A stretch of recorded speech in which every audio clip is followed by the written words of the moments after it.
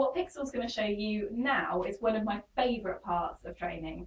And this is the part where you move away from a lure, from using your hand or using food to guide the ferret, to actually finding out what they have learned from that and moving towards putting it onto a cue. So Pixel's going to show you from play dead.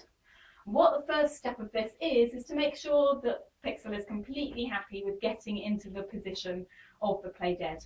So you can see here we've spent lots of time luring him round, getting to follow my hand round and rewarding him in that position and clicking him for getting into that position himself.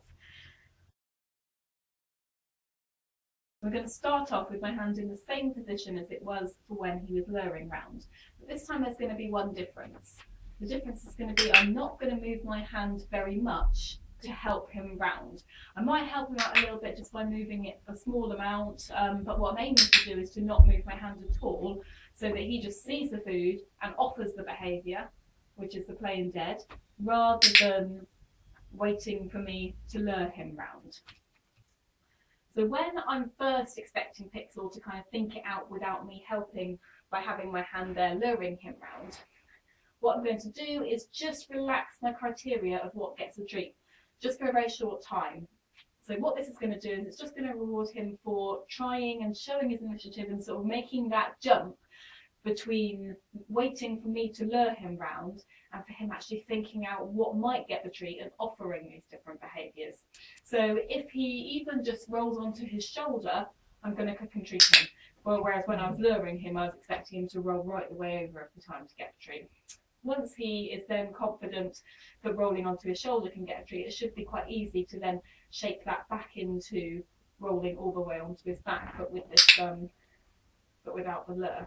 Now he's actually offering the behaviour with my hand just still, so I'm going to start moving my hand up a little bit further away from him. So this is a little bit further from how I originally lured him. What you might find when you're first letting the ferret work something out for themselves is they might find working that out a little bit difficult. So here you can see that Pixel is trying to get the food, but he's just not made the connection with the play dead yet. So what we can do in this situation is we can wait them out a little bit and see what they offer. But if they're starting to get a little bit more frustrated, or you're suspecting they might get a bit bored of trying and wander off, what we can do is just help them out by going back to the lure, helping them round, rewarding them for that, practicing with the lure a few more times, and then letting him work out again. And when you're training like this, it doesn't matter if the ferret does something by accident or coincidence. So you can see here you can't really work out whether Pixel's just fallen over or whether he is actually getting into the play dead position in a very dramatic way.